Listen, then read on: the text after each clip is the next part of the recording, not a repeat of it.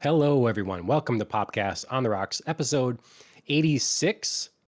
We're here for another wonderful episode. We're going to be getting into Wheel of Time from Amazon later in the show, so I hope you stay tuned for that. And it's been a little while, so we're going to Mhm. catch up. We're going to talk about all kinds of pop culture things. But before we get there, Andrea, my ever faithful co host, what are the drink holidays this week? Oh man, thanks for calling me a faithful co-host. I don't know. I was like faithful. That's a very dog-like adjective for me. So Oh my gosh. That's yeah, it's good. I am what I am, and Mhm. faithful apparently is it. So this week, drink celebrations. If you noticed on December 10th, perhaps there were ads around. It was National Lager Day. I know a lot of restaurants, breweries, and kind of sports bars were jumping on the bandwagon to say come out and have a beer with us. So if you cared to celebrate on the 10th, it was National Lager Day. And then just a couple of days ago on December 14th, it was National Screwdriver Day, which is a drink I haven't really thought about in a very, very, very long time. It's one of the breakfast kind Yep. of, Mhm. possibilities. Um, so Brunch yeah, so I'm special. actually sorry, what? Brunch special. Brunch special. So yeah, Yep. so I decided to celebrate a variation on the screwdriver. Okay. It is called the Insane Bloody Screw. Oh man. And I liked it. I liked the sound of it. So I made it. And I also, if we're, so we've been kind of like back and forthing, like, if we're naming drinks around and Hmm. creating drinks around the shows that we're watching. So I was thinking Insane Bloody Screw. Like, how can I tie this to Wheel of Time? And you know who I Right. thought of who's kind of insane, who's kind of got a screw loose and likes to get bloody? White Cloaks. Mm. Child Eamon Valda. Okay. So, in honor of the episodes that we're going to be talking about tonight, which include this insane man, I'm calling this drink the Stuck Pig Okay. because he gets promised to be bled like a stuck pig by another character, and I loved that moment. So, cheers. Cool. All right. Nice. Good work. Hmm. How about Um. yourself? Yeah. I'm What have not. you got going on besides your honey and lemon Ricola? Yeah. Um. It's probably won't pair super well with my honey and lemon Ricola. I'm not celebrating either of the days. I Shame. thought, I know, I thought that something warm sounded good, so I'm Sure. having more of an Irish coffee. So Alright. decaf though, because I don't need to stay up all night. So yeah. Oh, you just needed, like, a dang kids added after that. "I don't need to stay up all night, you dang kids." Yeah, I don't know what to call it. I did think of that as well. I was like, man, we've been Mhm. doing the drink things. Um, maybe what's it's his name? Matt. Okay, so he was Mhm. kind of really feeling it. It's kind of a dirty drink. I don't know. Mhm. I'll maybe have to think on it more if maybe by the Alright. end of the episode if you come up with something. Alright. I'll put my So thinking cap on as well. yeah, I kind of can tie this into something else I did this week, but not Wheel of Time at the moment. So, Well, but tell us about speaking, this mysterious thing. okay, well, then I can't transition into anything else. I need to talk about that later. I need to talk about that later. Like, So, Andrea, stop. I have my whole plan. yeah, no, Alan would get thrown for a loop too if I brought that up now. So, but we should talk about our weeks a little bit. It's been a little longer than normal. Mhm. Have you got some fun shows under your belt over this past week? Yeah. Yeah, so I have been watching more Arcane. I'm almost finished with the series. Um, and I am definitely among the legions of fans. It's an excellent series if anybody hasn't watched it yet. Um, yeah, very, very fantastic. And like we talked about earlier, I'm not somebody who knows anything about League of Legends, and I'm Mhm. finding everything very easy to follow. So, yeah, highly Nice. recommend. Looking forward to the final episode in that series, and I know it's already been renewed for season 2, so we'll definitely have more of that to come. I of course watched Wheel of Time since we're going to be talking about it later. I did. Oh my gosh. So we talked about this last time because season 2, I'm sorry, I'm going to jump the gun a teeny tiny bit. Season 2 of The Witcher did come out today. So I started that and I thought like the last time I started this, I'd started it and Chris got really upset because he had wanted to watch it with me, but I felt like there was such a long time and he hadn't brought it up, so I'm gonna start it now, and I'm pretty sure he's like, "Fine if I just watch it." He caught me again, and he was like, "Oh, how far are you? Like, I was gonna watch that with you." And I was like, "No, damn it." So I'm still stuck. I mean, I did watch more of it this time, but I'm still stuck on episode 1. Oh my gosh. I That's not know. watching more of it. I got I'm further into never episode 1. never gonna finish this series, you guys. I might as well give up. But yeah, I thought it was so funny. Like I just started watching it because I was like, there's no way he doesn't care at this point. I was Totally so cared. curious when you had this in there. Had been in there like all week or something. It was like the first thing you put in the notes, Witcher. I I'm like, know. "Ooh, I how know. far has Andrew gotten in Witcher?" I know. I had such high hopes and such grand plans. And then Chris like slid in there, was like, me too, me too. Like, I'm gonna watch it. No, we didn't watch it. Oh my Um, goodness. So yeah, one thing we did watch before I knew that he did still want to watch Witcher with me is Great British Baking Show holiday episodes, which I See, also highly recommend everybody watch because they're just like light, fluffy, happy goodness around the holidays. Like mhm, it's like much shorter, self-contained episodes, and everybody's still like the nicest people, just wanting to bake cookies and add like 6 pounds of rum and other liqueurs to their cakes so they can get yeah, everybody drunk. Like, it's yeah. such a good time. I love it. You know, it's that kind of television that ends up being Stealing your the Witcher time.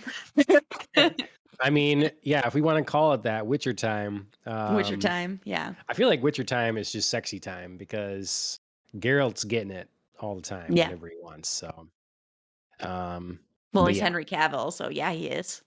Well, in the game, he's not Henry Cavill.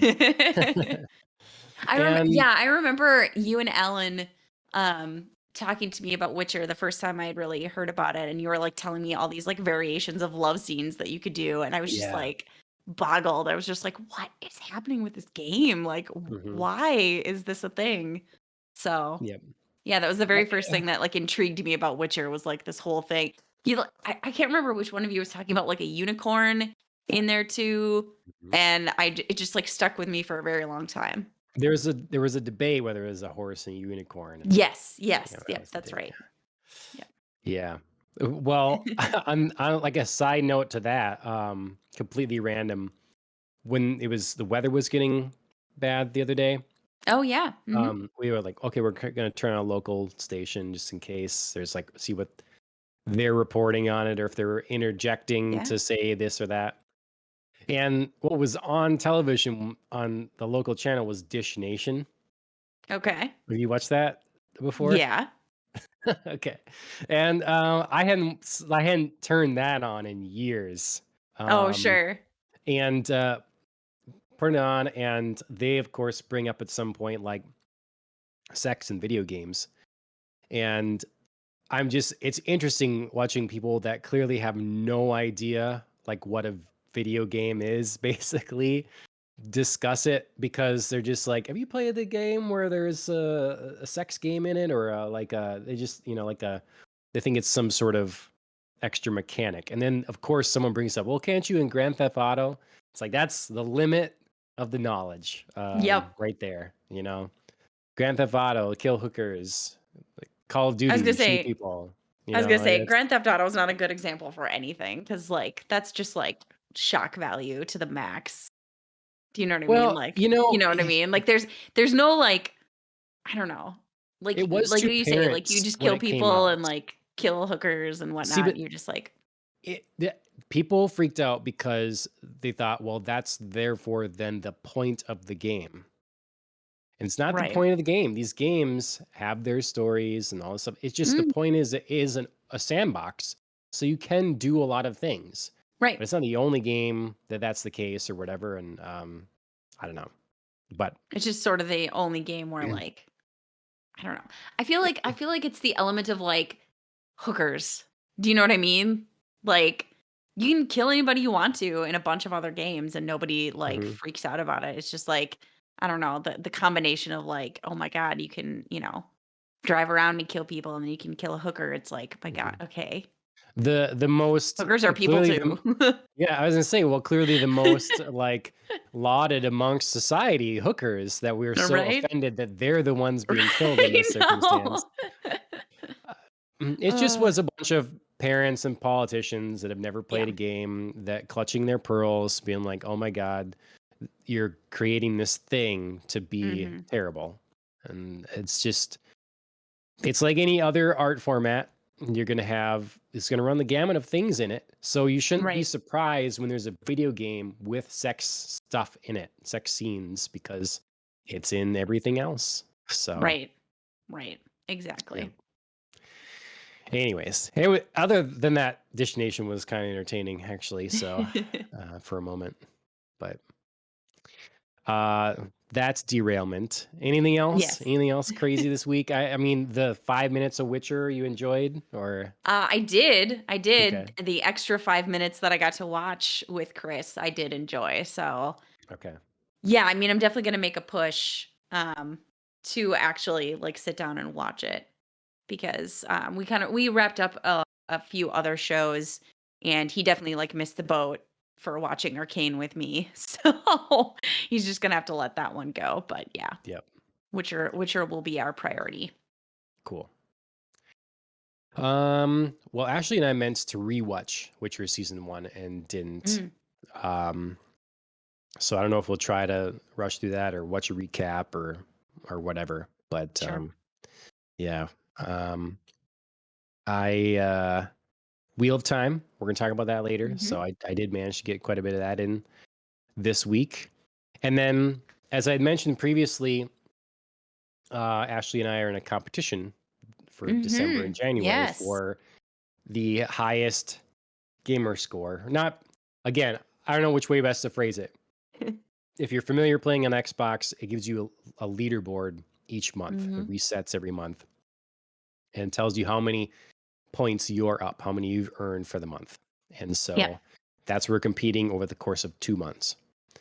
Well, I started off the month. I thought, okay, I can squeeze in Resident Evil 3. I did Resident Evil 3 remake, so I got that finished, wrapped up. Good times. And then Halo Infinite came out, Mhm. and I pushed through and got through that campaign. Oh, wow. Um, I definitely fast tracked it. Like some people Okay. have talked about the time that they spent or whatever extra things. I was kind of lingering for a while, and then when I got to this point, it's like, no, I want to see where this goes. I want to move forward, and so I beelined it through that campaign after a while. Okay. So, um, definitely should be played in co-op. I think it would be Okay. better in co-op. It's just not available in co-op yet. There are some big open um areas you need to take down that would really be more enjoyable with Mm, a couple friends or something like that. sure. So hoping they add that.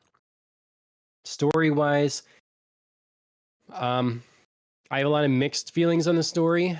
Someone else had talked about how Halo 5 was sort of the Last Jedi, and this is the what's the last one called? Rise of Rise of Skywalker? No, Skywalker, yeah, yeah. yeah. Um, that this is kind of that version where it's trying to Okay. like take back a lot of what happened in the last one and redo things. So I definitely see that. Um, Okay. Ultimately, I never care very much about Halo stories because I don't think they're particularly well. I just don't get invested in them. You know, Mhm. Master Chief. The only thing that was worth investing in those was Master Chief and Cortana's relationship, and they really made a thing of that. So, Mhm. I don't want to go into spoilers otherwise, other than to say, I think if you're a Halo fan, you're going to enjoy the game. You're going to have a good time. If you don't, if you're not a Halo fan, you probably couldn't care. You should try the multiplayer that's free first. And if you love those mechanics and that gunplay, and you want to play in kind of a sandbox with that, then go ahead and give it a shot. So that would be my suggestion.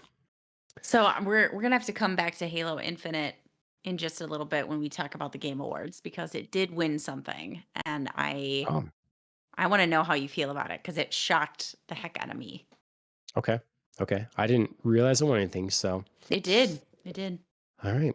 Um, the last game I just finished tonight. So, Ooh, is Hellblade. So I had congrats. started this game a couple years ago, I think, and I don't know, another game came up, whatever, Okay. and but it was a very beautiful game, and I thought, well, we're going to talk about the Game Awards in a minute. It Mhm. reminded me that Hellblade 2 is coming, so I thought, well, this would be a great game to go and finish. Mhm. So it's now been enhanced on the Xbox, so it plays and you can choose your mode, but you can play in like 4K with ray Sure. tracing and stuff, so it's extra pretty. And it's a really good game. Do you know anything about Hellblade at all? I don't. Mm-mm. Okay, so basically, to my understanding, we're playing Senua, who is a Celtic woman that has Mhm. suffered a lot of loss or whatever, but she has psychosis.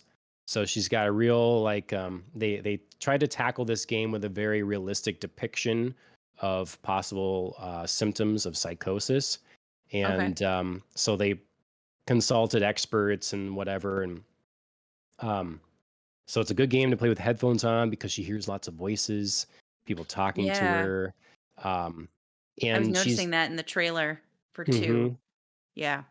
is dealing with grief and different kinds of things. They call it the sight. That she has the sight, Mhm.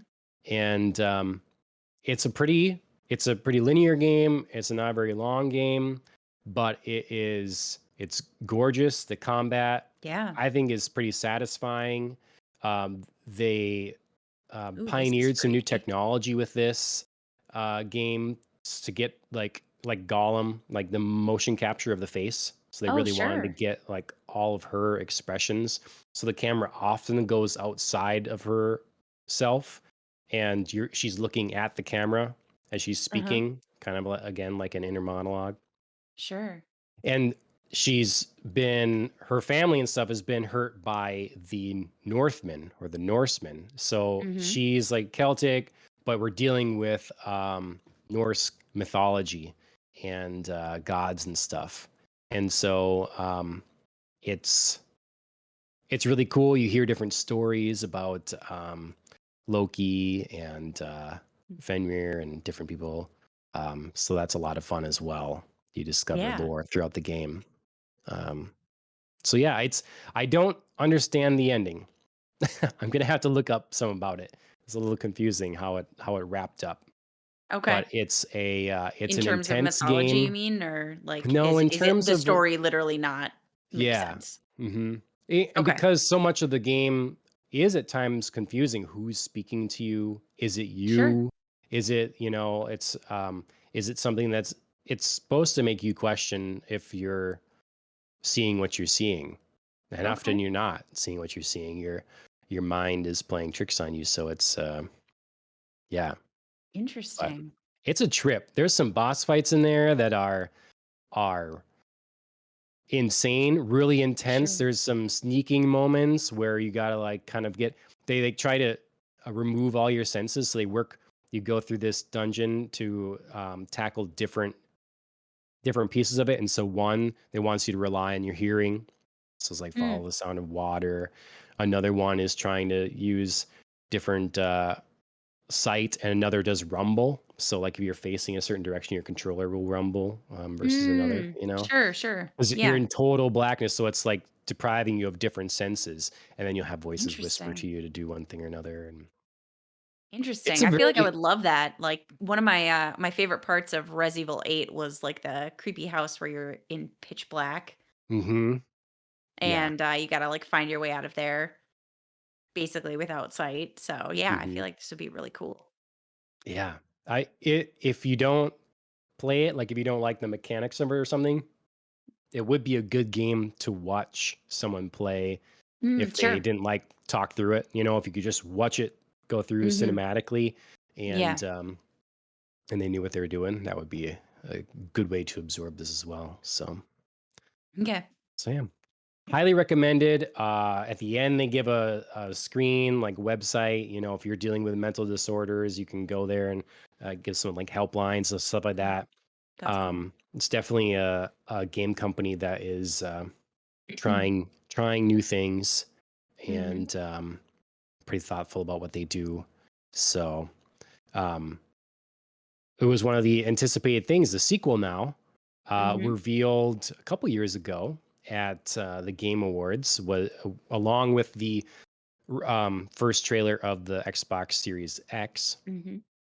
It was a very cool trailer. It had the music to from Healing in the background, and they had Senua there, like lip syncing it, and it looked very impressive. It's one of the Mhm. going to be one of the earlier games running Unreal Engine 5, and they did a gameplay trailer at the Game Awards. And to Mhm. me, this was the big takeaway, the big exciting thing from the Game Awards.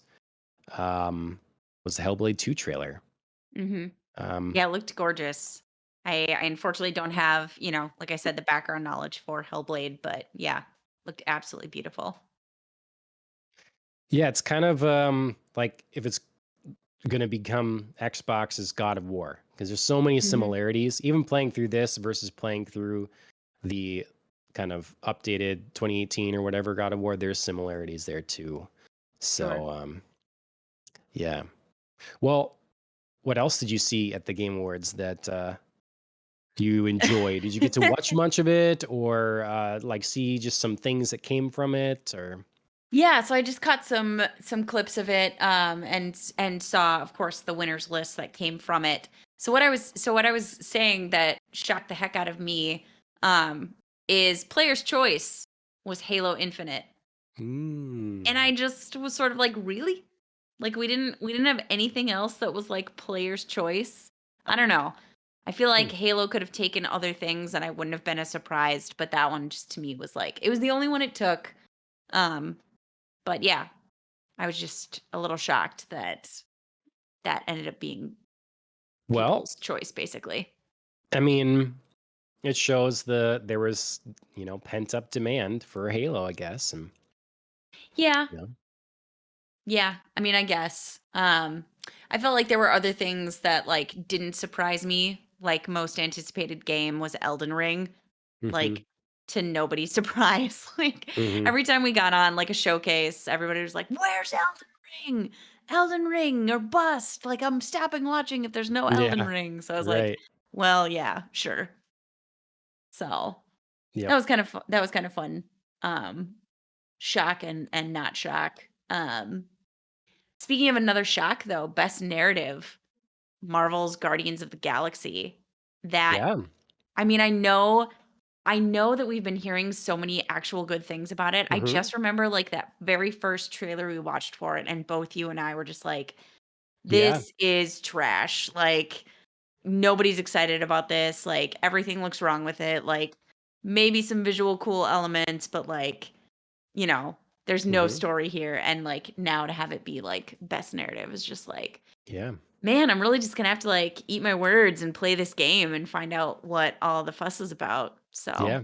It should be like biggest turnaround award or something, you yeah, know? yeah, exactly.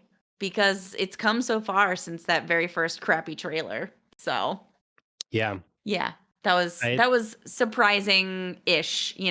I mean, I knew that, reviews had been good for it, but I just wasn't Mhm. quite expecting it to win best narrative. So I heard a lot of poo-pooing the Game Awards this year around the yeah. internet. I Mhm. just of like I did just a criticism of having so many ads so Mhm. much time just advertising something, Yeah. and it is like it's called the Game Awards, but everybody really cares about the announcements. Right. So it is in this weird space where, like, I don't know, should it still balance that consider more that it is an award show and focus on that a little more because they just have things left and right where they just like, oh, by the way, this won that. Oh, and this won this Mhm. thing, announce things in the pre-show and all these things. And it's like Yeah. not really about the awards anymore. Right. Yeah, I mean, you don't need to make it the freaking Oscars or anything, but, like, maybe take a couple extra beats to announce some winners. Hmm. Um, I know everybody, of course, was, talking about the big moment where the creator of It Takes Two took the microphone, um, from Jeff Keighley and was like, even though that, like, wasn't supposed to happen, and, like, they were talking about the way that the Game Awards were designed was to, like, hustle everything along, and, we don't want, like, um, kind of like these big lingering speeches or anything, and he was Sure. just like, "Too bad, I'm taking the I'm going to microphone." have a lingering speech. Exactly, exactly. Which, you know what, like, why not? Hmm. You won Game of the Year. I think It Takes Two won a couple of other things as well. Um, so yeah, why not? Especially if, like, you feel like you're being hustled through it. So Hmm. take some time. Like, people deserve to have, like, a little moment, and deserve to feel that, like, fun anticipation of, like, who's it going to be. You know. Hmm. Again, we don't need to take forever, but take a moment. You could reduce the categories. Just like I don't know what else you Yeah. call it, There's a but lot going on here. yeah, like Like, it's best supposed to be a community support. I right. mean, I don't want to, like, dump on Final Fantasy fans, who, made this happen, I guess, but I don't know. Is that an award really? Yeah. Well, in I the don't know. same I'm way going to have as I'm like going to have a bunch of most Final Fantasy people anticipated just, game. like, on me. Well, it's the same as most anticipated. Like that's not a thing, really. That's not Well, and, an like, accomplishment, really. right, and also, like, was it a surprise to anyone? Do you know what Right. I mean? Like, there just should be Mhm. categories where you're like, "Cool, it's cool, we already know." We already Yeah. know everybody wants Elden Ring. Like, thanks, I mean, everybody. it's set up as a celebration of video games, and so I understand that. Well, You then maybe know, call it that. right, Celebration and of video games. That's it's that's then you're not, like, awarding. right. So you could do a few awards, but otherwise you do a Yeah. few, maybe a few interviews, and then you focus on reveals of new games Mhm. and um like some musical performances. You Yeah. know, I don't know. Yeah, or, I, like, go through some, like, for this whole best community support, like, maybe do something cool where you, like, reach out to fans and put together, like, a little celebration. I don't know. You know what I mean? Like, sure. I don't know that it needs to be an award, but you could just do something cool with it. Hmm. So, Yeah. Well, um, I still enjoy it. Still think it's mhm, fun to see.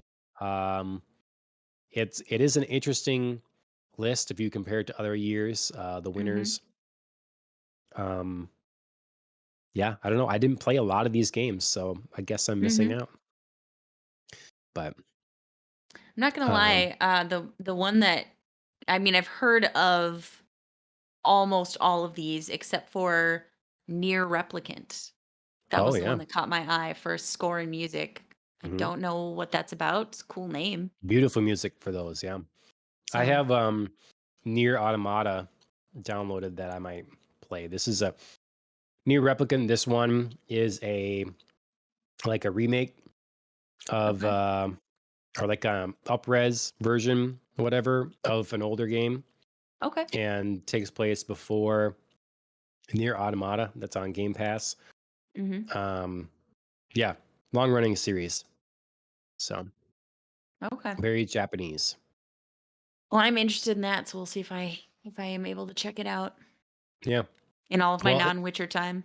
yeah. Well, any other big like snubs or shocks or that seems right? Um, Nothing that caught me too off guard, I don't think. even though I know we talked about this before, I was sort of resigned to best performance of Yeah. Maggie Robertson as Lady Dimitrescu. Yeah. We've talked about that before, but I was like, all right, fine, have your moment. Yep. Yep. All right. Well, the Game Awards was filled with other reveals of different Mm-hmm. things. They announced and dropped the Matrix Unreal Engine 5 experience. Mm-hmm. That's free on next gen consoles. They had just a cinematic announcement of the Wonder Woman game, new Mm-hmm. Sonic open world kind of 3D game, Alan Wake 2, which I'm excited about, and the new That looks Star Wars cool. game by Quantic Mm-hmm. Dream. So we can probably expect the kind of like story driven Beyond Two Humans kind of narrative kind of game for the Star Mm-hmm. Wars game. So yeah, did you g- like? Did you get to try the Matrix experience, or watch anyone try it, or see any of these trailers that really stood out to you? um, yeah, I mean, I watched each of them. Wonder Woman was hard to get into, of course, because there was just nothing Yeah. to really see there. Um, I did not get to try out the Matrix yet. Alan Wake 2 actually was probably one of my favorite trailers, just because there was actually something there that looked interesting. Okay. Um, and then I watched Horizon Forbidden West. Nothing new there, but just looking good. Okay. Yeah. Well, new creatures, new Yeah, that's robot true. That's machines. true. Yeah. Yeah. But Um. I thought of you, Yeah. of Yep. course, because you're anticipating. Much as I did with our next topic, I thought of you. You're on my mind this week, John. Yep. Yep. Um. Well, for those that didn't know, today is a celebratory day. Um. Um. Uh, Not only are cheers. there yeah, cheers, yep. Not only are there a lot of things coming out today, we've got Yes, true. new Spider-Man, new Witcher, we've Mhm. got the Grand Tour, French Mhm. special, Nightmare Alley. Like So it's pumped the for that. busy day in terms Mhm. of releases. But in terms of what's not gonna be released anymore, Andrea, share the great news.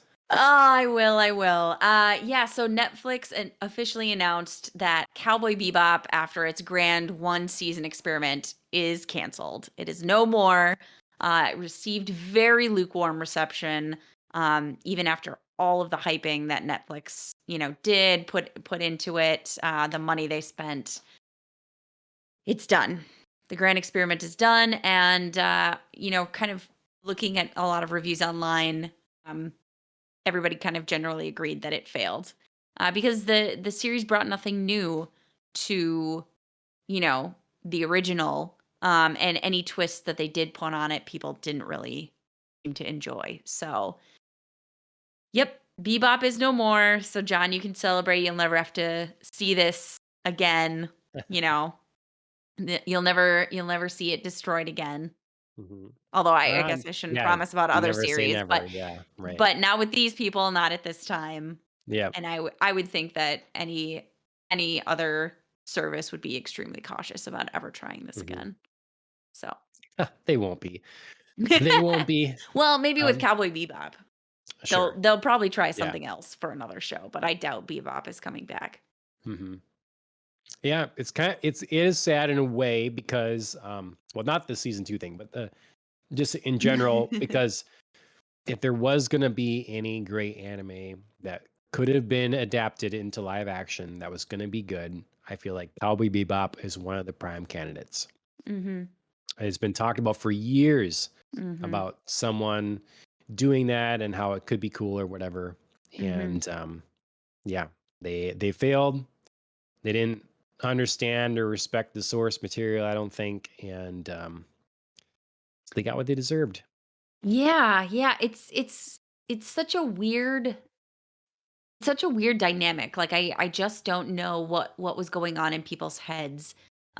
Because in some ways it was almost too faithful to the source material, but in very just strange ways. Do you know what I mean? Like there is having only watched a few episodes and probably not going back. Um, like the very first episode was almost an entire remake of the first episode of the anime series, but just not well done somehow. Everything was there, but the show was terrible Mhm. in a way that like the anime isn't. Well, think of it like if you've never watched anime before, and you first time Mhm. you watch it, and you're a writer and you like to adapt, like you're looking for inspiration, some new work. And so you watch this thing called anime. You see a show and someone gets hit on a head and it swells up into a giant lump, and then Mhm. someone's frustrated and this like pulsing like vein thing comes out of their head. Like And the then X some Bane. Yeah. Yeah. And then someone sees boobs and shoots blood from their nose. And so the show that maybe has themes about like childhood love and loss of a family member or something. Mhm. Instead of seeing that and understanding the core of the story, they take all these little things, these little stylistic things, these little choices that they use to express themselves in animated form. Like, Mhm. that's really interesting. Let's do that. Let's make that. And so Sure. they incorporate elements that are beneficial to the anime or the animation expressing itself, but Mhm. not to conveying a story Sure. in real space with Sure. real people. All style, no substance, for Yeah. sure. Like there's a very it's the same as it's why I credit the Ghost in the Shell live action movie more than other people do, because I Mhm. feel like whoever made that at least understood the feeling that Sure. that Ghost in the Shell should emanate. Sure. But Yeah. Yeah, I am I don't know. I'm kind of slowly coming around to your point of view and losing faith that there can be a good live action adaptation of an anime show. okay. And feel free to at me, and if there's one out there, I'm happy to try it and see.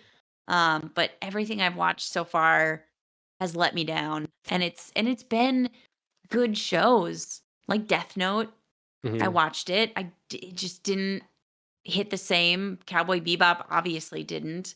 I have been too scared, I will admit, to try Erased, Mhm. because I loved it so much and I just don't want that ruined too. Maybe, I don't know, maybe that's the one. Or maybe I'm still just, chasing fantasies and dreams over here, but I think it's because probably the people that really care about the thing, they really love it and they connect with it. They don't, they either one, really care and love that thing, so they don't want to mess with it. They mhm. don't want to, other than writing their own fan fiction or something that's not official or Which canon, yeah, you know. right. Or two, they're not getting the, um, they're not getting they're not the ones getting the paycheck. And if they are, they're Mhm. not getting enough of one to bring that Sure, vision forward. Because sure. again, I honestly think that the Ghost in the Shell adaptation is pretty good. Mhm. I enjoy it, and Alita as well. I enjoyed. Alita is kind of Yeah. surprising to me. I I enjoyed that more than I thought I was going to. But I'm still stuck on the fact that I think it's 2 movies smashed together. Sure. Okay. Stylistically, I think there's 2 different styles and they just sort of like cobbled it together and it's very distracting to me.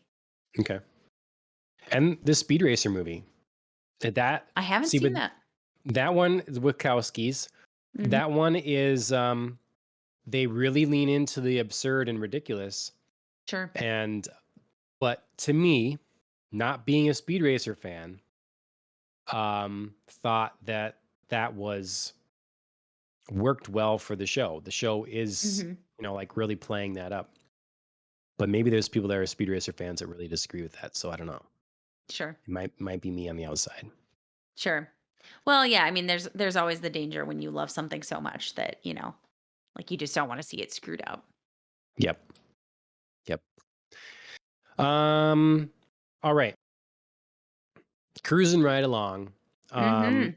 talking about things that are more anticipated. Um, More beloved fantastic. and not want Yeah. to be seen screwed up. Yeah. Fantastic Beasts, Secrets Mhm. of Dumbledore. Mhm. New trailer, first Mhm. trailer, as far as I know. Yeah. I saw nothing of this at all until you shared it. I've not heard anyone talk about it. I've not seen it pop up in my feed. Mhm. Just nothing. Silence. And we're dealing with anniversary celebrations and stuff. And we've had that game show on television and all that stuff. Yes. Yes. So Yeah, I'm I don't kind of know. shocked. It snuck up on me. Friend had actually pointed it out, and I was like, "Oh, okay. Well, I guess that's out now. I better, Mhm. check it out." Um, the trailer definitely left me with a bit of hope for this Fantastic Beasts Okay. series. Um, I felt like Crimes of Grindelwald was a hot mess. I don't think that's like a hot take at all. I think there's plenty of people out there who just thought like, what happened in this movie? But I'm hoping that the third can kind of maybe course correct a little bit. Um, we've still got, a lot of our beloved main characters with the additions of some new ones. And of course, I don't think I'm really spoiling this for anybody, but we've got a new face of Grindelwald as well. Mads Mikkelsen is now taking Yeah. on the role of that particular wizard. I'm pumped because I think he's got more range of things he can do with it than Johnny Depp did. I feel like Johnny Depp did some very like caricature y things, Mhm. I think. Granted, he didn't have tons of screen time to establish himself. Um, but yeah, I'm just sort of more excited about Mads Mikkelsen's subtleties that he might bring to the character. Okay. Okay. So, It's now watching the trailer, I really want to be excited mhm, because I really love Harry Potter. mhm, Um, and I think that even though it's a travesty that they did not cast the original Dumbledore, Richard Harris's son, to play mm. young Dumbledore, So agree with you. I That would have been mean, cool. if I mean, they maybe didn't he's a throw terrible actor. I don't know, he's but not. He's great. He's in Foundation. He's in Sherlock Holmes opposite Jude Law as Moriarty. oh my god, he He's is. in Duh. Oh my Unforgiven. god. Oh my Yeah. god. Oh wait, Sorry, I didn't. sorry. He's not in I didn't. Richard Harris is in Unforgiven. Yeah. Yeah. Oh my god, I Yeah. did not put those pieces together. Woo. Okay, Yeah. I take back my terrible actor comment. He's great. And so if they Yeah, no, didn't I throw completely piles of agree. money at him to do it, then shame on them. Yeah, I agree. I hope I that he super just agree. refused to do it, I guess. Mhm. He just didn't want to do it. Okay, that's fine. But I mean, and I don't have anything against Jude Law. I like Jude Law. Mhm. Just that to me is a wasted opportunity to really Yeah, um, agreed. and Mads is probably who they should have had from the beginning, Mhm. you know? Instead of again, you're just trying to get this like, oh, who are two hot guys we can have to be our leads? Like just superstar, like as if you needed the name draw to get people to go to a Harry Potter world thing. Right. You didn't. You could have cast Right. no name nothings that Yep. just were great at this and they would be fine. But this still reminds me it shouldn't be called Fantastic Beasts. It's going to be a thing they have to tack in there the whole time or whatever, try to make it Yeah. make sense. The like just we feel like recasting, so we're going to recast. Like it's one thing to have your actor die. It's another thing to just decide to recast. Um and I don't know. You It's mean just sad. for Johnny Depp? Yeah. Mhm. Well, I mean, it wasn't like a we I just mean, he don't was in like you. court. He was in Yeah. court.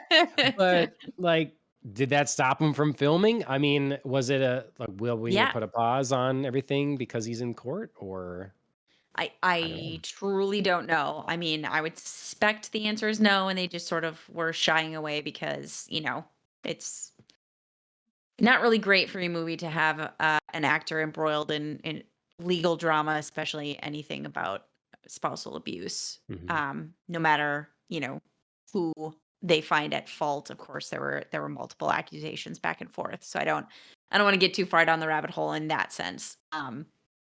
But yeah, I mean, it's hard to imagine that it wasn't an optics recasting, but I don't know that for certain.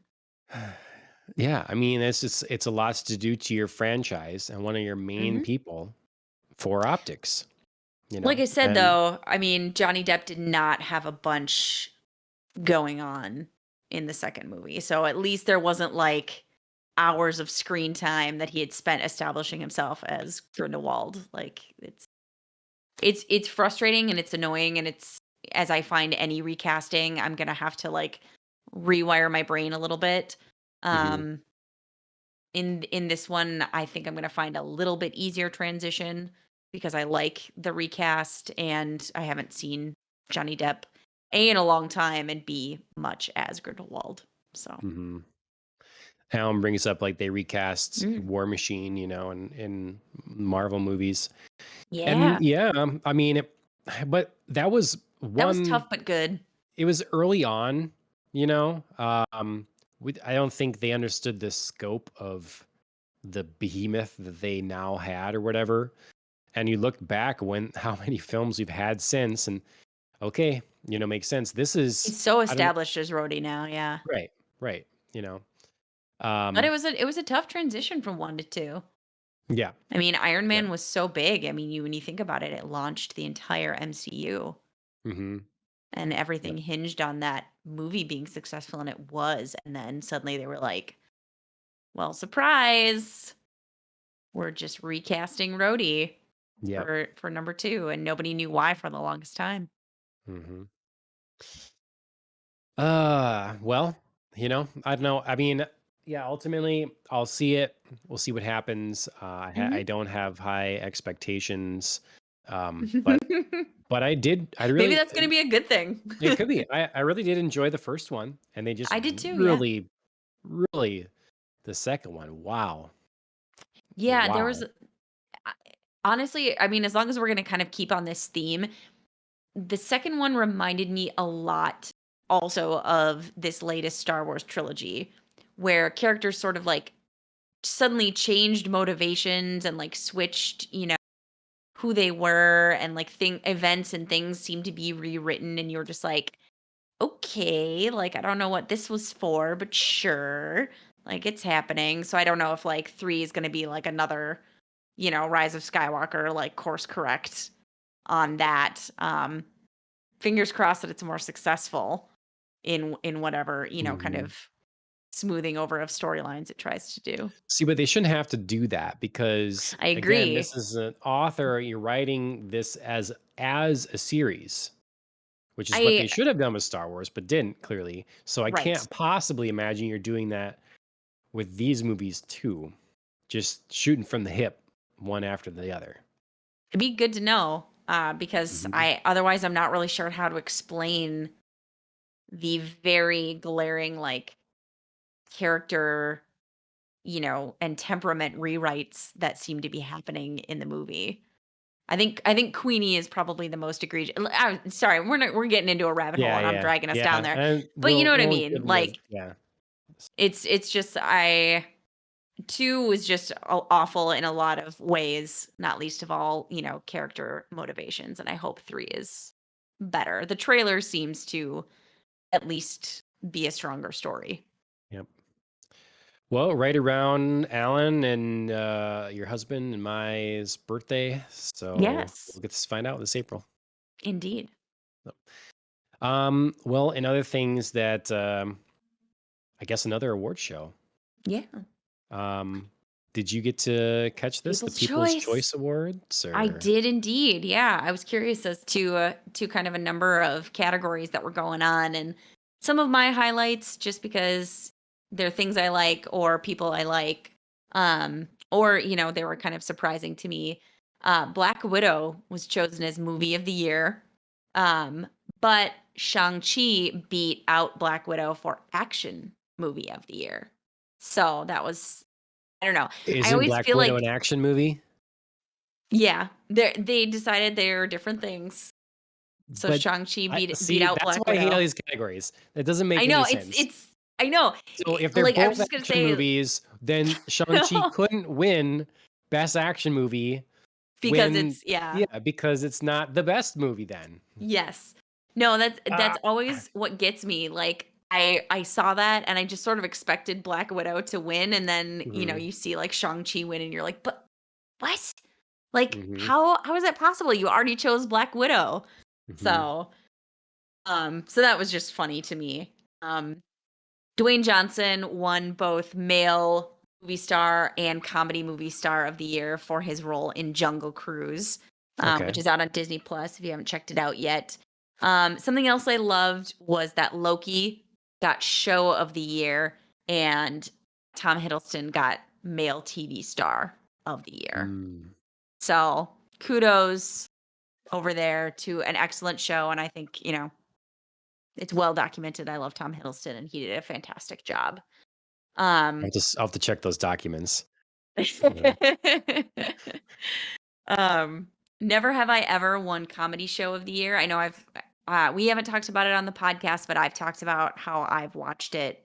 It's an excellent teen comedy slice of life show written by Mindy Kaling. I would highly recommend it. There's 2 seasons and shockingly both are very good. It had an excellent first year and sometimes shows can drop off in their sophomore year, but this one does not. Still highly recommend it. I wanna say, Kaz in the chat here quick brings up, Oh, "When was hey. the last time anyone watched a movie because it had a winner of People's Choice Award attached to it?" I mean, It'd be a I good would venture poll. never. Yeah. It'd be a good I poll. would Find out if boy, you're, this show looks really bad, but People's Choice Award, yeah. Hmm, yeah. I mean, I don't know maybe. how much stack or weight people put in that. Especially when a lot of these shows already have um a lot of like critical acclaim or clout behind them. Like Squid Game, to nobody's surprise, was like binge worthy show of the year. Mhm, Like that's not a shocker. I don't know that anybody's going to Squid Game because um right. it won a People's Choice Award. Although I mean maybe this one, I thought this was a bit of surprise out of all the sci-fi and fantasy shows that are out there right now, including like Witcher. Lucifer actually took home the People's Choice Awards, You and know, I know again it's a show I've yeah. plugged and I've loved. Um, it just kind of wrapped up its sixth and final season on Netflix, but it really flew under the radar, I think, for a lot of people.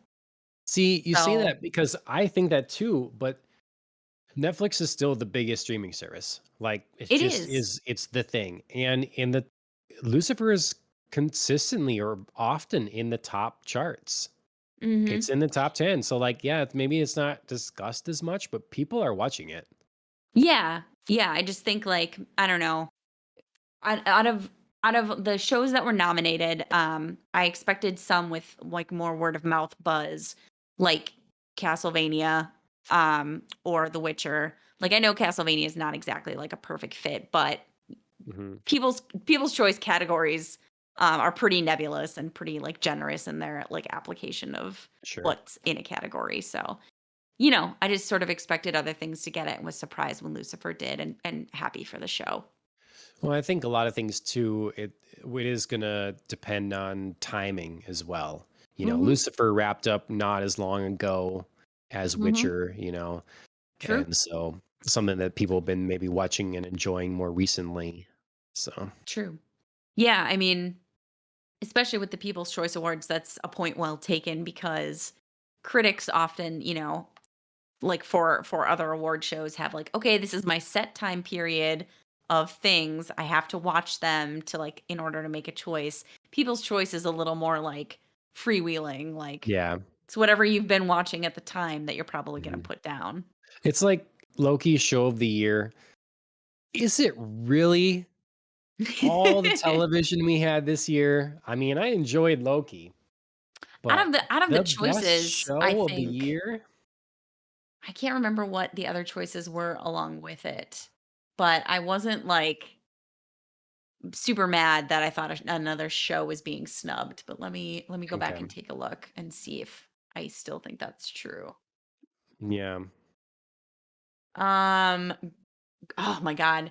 Grey's Anatomy won, like, several awards, and I just sort of, like, was like, That's "Please still go, on? That's please." still a I know, thing? "Please go." Like, um, yeah, The Bachelor was on there, Saturday Night Live, Law& and Order SVU, This Is Us, which I know Chris loves, and I can't, it's, like, too much emotion for me. WandaVision, which I personally probably would have voted for because I loved it so much, and then Cobra Kai was the other choice. Another good Okay, show. So yeah, okay. so out of the shows that it was in company with, I mean, yeah. Yeah. I don't know how they like Yeah, how they create people's nominate. choice categories, how to Mhm. I don't even remember if it's like people's nominations or if there's like, you know, I don't Right. know, a A number of panel like that sets them, or they right, like ticket go by sales numbers. or yeah. I That'd mean be ticket more sales for interesting movies going obviously by, yeah, and going then by some sort streaming of viewer count. hours or yeah, Mhm. something for TV shows. Yep. Okay, well, Kaz in the chat also says people's choice feels like, "Who wants to give me the most McDonald's money?" Oh, I love that. I mean, I Yeah. want McDonald's money. Actually, I have to say that the last few times I've been to McDonald's, I've just been disappointed. Really? Yeah. What I have you been mean, ordering? well, I usually get like the quarter pounder with cheese, Okay. Royale with cheese. Um, and That's a good little movie shout out for you. yeah, but and it's a good burger. It honestly is. I don't know. I'm just tired of it. Tired of it. Something else. I jumped on the spicy chicken sandwich Okay. bandwagon and I tried that at McDonald's and was hugely disappointed. I Okay. think mostly because they only gave me like a quarter size dollop of their sauce and I was like, no, I'm probably gonna need more than that. Thanks. Hmm. Um, so I'm willing to do a redo, but I was vastly disappointed. Kaz, 3200. You don't go to McDonald's to feel good about yourself, sir. Well, I definitely don't. I don't not feel good about myself. I'm not like, "Oh, man, now I feel bad." It's just that I'm not satisfied, that's Mm, all. Like, I'm not yeah, happy that's fair. my my meal. I'm not happy with my meal anymore, my happy meal. Oh, but Yeah. So, it's okay. I'll take a break. Few years on, I'll come back to McDonald's, and I'll have a newfound appreciation, I'm sure. there you go. There you go. All right. Um, Fast food of the television world, fast food of the fast food world. We're going to talk how we feel Wheel of Time is. Is this Yes. gourmet? This is fast food. Where is it? Where does it sit on the spectrum? So we're gonna get all spoilery about Wheel of Time from Amazon. Mhm. Where we already talked the other week about episodes 1 through 3. So we're gonna be Mhm. talking potentially still about those some, Mhm. but also about 4 through 6. Mhm. Kaz 3200, yes, spoilery. Thanks for jumping in. Much appreciated. Thank Um, you. Wheel of Time, Mhm. episode 4. Mhm. You I said you love have it. lots of thoughts. I do. I do have lots of thoughts. Yeah, I mean, we're getting into some good meaty storylines in 4 through 6. Of course, episode 4 is starts out with a character who will be present um for much of these middle 3 episodes, but also for the series. And it's the false dragon, Logain Eblar. And I just have to shout out the actor. Um, I cannot remember his name, but he is fabulous. He's doing so good in these 3 episodes in particular. Um, that I just really loved that he's made Logain's character, I think we realize he's an antagonist, but he's also like a sympathetic antagonist. Um, He Yeah, kind I'm of not yeah. he starts off like right away, like conquering. He's, bringing his army, and, he's proclaiming himself the Dragon Reborn. And he has this really, kind of pivotal moment where he could slay the king of Gildon and he doesn't. Like all of these whispers, all of these shadow figures, which again was like, I loved the cool bit of cinematography here.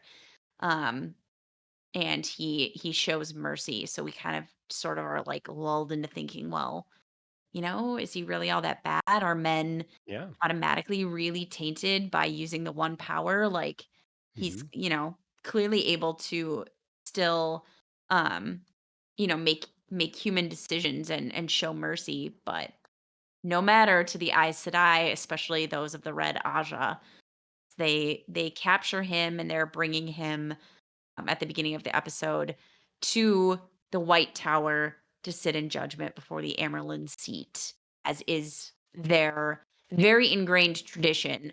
Um, so when Leandrin brings up, like, we should just, cut him off and no trial and no, judgment, that's pretty actually very radical of her to be doing.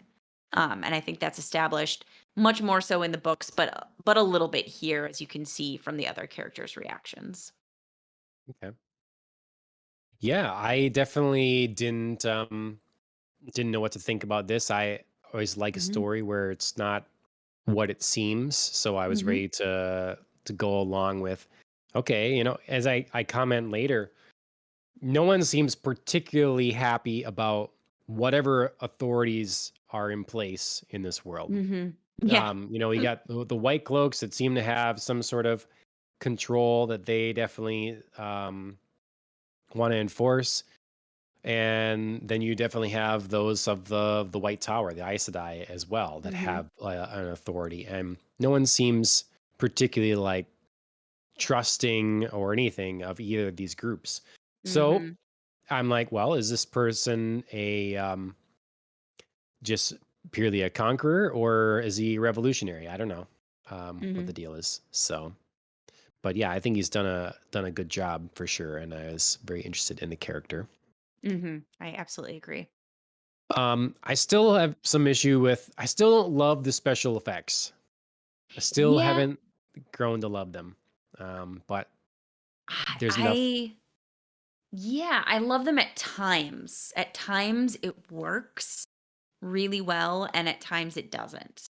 Um because a lot of the books talk about weaving, and Mm, that's how sure. so many um women approach using the one power is they do what's called weaves, and that's kind of how they work the one power into doing what they want. So there's a sense of, well, yeah, I mean, if you're doing something like weaving, it makes sense to have the one power look like a thread in a weave, Mhm. but it's sort of weird. Like there's a point of like, what's your source? You can't ever show like the true source of power, because what would that look like? So these like threads seem to come from nowhere and they stretch back like off screen, but it looks very strange, Hmm. you know?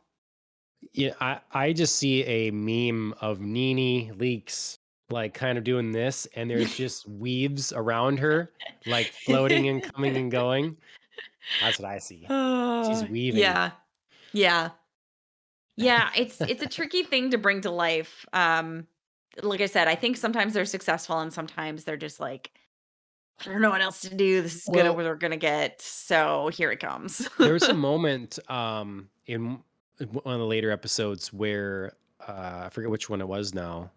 Um, that was a really cool moment. I think it was probably episode 5 where Which one was that? um Moraine is taking the like taint out of Matt, Yeah, via the and the dagger. kind of Yeah. blackness is like on her mouth. That looked cool. Yes, That I was good. completely agree. So Yeah. Yeah, I think in that one they didn't have this sort of like silly notion that you needed to have her weaving come from a source. I'm particularly thinking of, and we're already in spoilers, so the end of episode 4 where Logain is gentled. And they have mm, that sort of like river effect. flowing through each of the Mm, Aes Sedai and then flowing to Leandrin, which I think works. But then, like, they have each Aes Sedai having a thread of power flow into her, and it just like seems to come from like the mouth of the cave, and it's just mm, like on the ground, like these little weird like light rivers, and it looks very silly. Um, okay.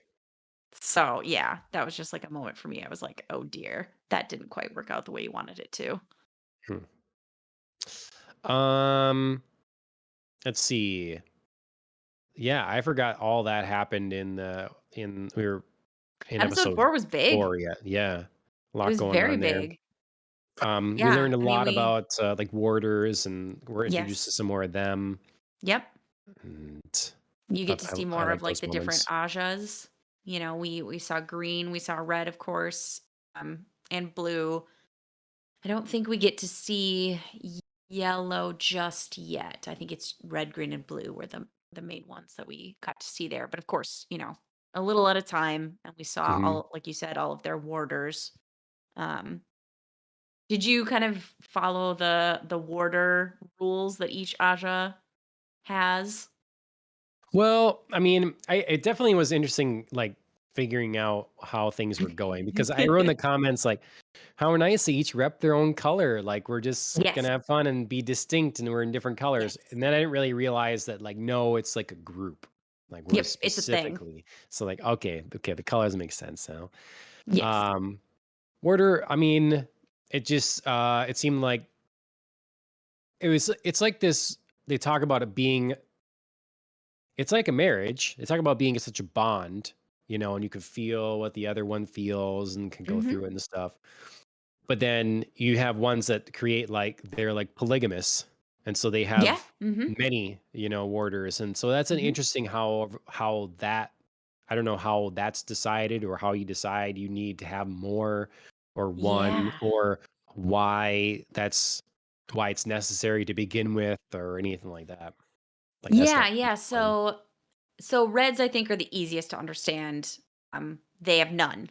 They're not complete man haters, but their whole thing is women, you know, since the dark one tainted Satan, it's never going away, so men can't touch the one power and only women. So we don't need men for anything. Like we can do it all. So they bond no warders, which I don't think is a surprise. Green, however, are kind of the opposite. They're like, we're getting ready for the last battle. Like, we should have as many warriors as we can. We should train ourselves as hard as we can, so that we're ready to join in the last battle. So not only should we have men around us that could aid in that battle, but could also protect us, as will be very necessary as women who can work with the one power. So they kind of are like, as many men as I want or can get or feel like bonding to, we're good. Um, in this, of course, episode, we see Alana as an example of a woman with multiple warders and with a polygamous relationship with those warders, though that's not always necessarily the case. As we see more with like Moraine and Lan, they don't have a sexual relationship, even though you know, they're pretty tight. I would say they're probably as platonically close as two people can be. Um, and that's pretty typical of blue Aja. They usually only have about one warder that they feel like they need to bond, because they're more about like gaining real world knowledge of events that are happening, and they're a lot about like traveling out in the world. So they'll bond a warder for protection as they go on their travels. But that's sort of like the purpose of that. Okay. Yeah. Okay. So I didn't make the connection that, other than red, that there was different kind of Hmm. general practices amongst the different colors. And as we see with that Moraine alludes to later, about the that one red lady. Um, Yeah, it's like, oh, Leandrin. maybe it's not. I'm thinking she's maybe not so man hating after all. Yeah, Might be in. that was a good moment. Yeah, I Leandrin forgot what I deserves the wrote about it, but it's like, comeuppance. oh, boom, take Yep. that. Yep. She So, deserves some comeuppance. I think we've all been kind of waiting for that to happen. So that was an enjoyable moment. yep. Um, I have to say one like technical note. Mm, I commented again on like a weird color shift yeah. and I watched episode 5 and 6 on my Xbox and did not see any color shift. Mm, So, it's almost like if there's any other Apple TV users out there, you let me know if you notice it. okay. It seems like more of a That'd be interesting. Yeah. like um de-encryption or whatever kind of thing. Hmm. Not encryption, decompression or whatever that's happening here that's messing things up. Yeah, But because I noticed a color shift when we finally in episode 5 reached the city of Tarvalon, but I felt like that was very intentional. We're in the city and things are shifting now. Like Tarvalon, um the White City, the White oh, Tower. that's the name of it. Okay. Yeah. Hmm. Yeah, I Okay. felt like that Yeah. was very intentional because it was supposed to be like the most beautiful city on earth Right. and like everything is gorgeous and colorful and rich. Mhm. So I felt like that was pretty intentional. Sure. Um, see what else we got going on. So that episode was obviously epic and sad, and we get is this really the Dragon Reborn or whatever? Mhm. And I started to think like, man, this did Dragon Age take a lot of things from this too? Because there's more about then they talk about the like taking away people's powers, and that's exactly the same kind of process they do in Dragon Age, where they'll pull Mhm. someone's like communication with magic away from them, and Sure. they'd Yeah. rather just be done then. Like it's not Mhm. so. Um, see though, so the city we meet an Ogier, an ogre. Yes, loyal. That's he seems like a kind of fun character. He is. He is. There's a whole like kind of side story with him in the books about going back to his steading where he comes from, which is kind of like his homeland. And he and Rand have a whole thing about that. I'm not really sure where they're gonna go with that in the show.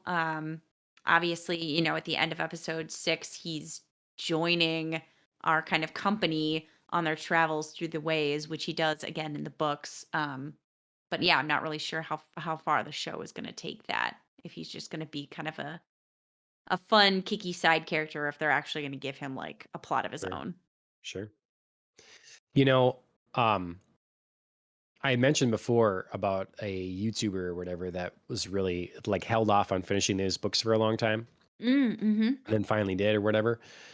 I didn't make the connection that his name is Randall Thor, his like Oh, YouTube online name, because I just yeah. heard him say his full name in like one of these episodes. I'm like, oh man, yeah, he really is. He like his public facing name for millions of people is Mm-hmm. Randall Thor 19. So there it is.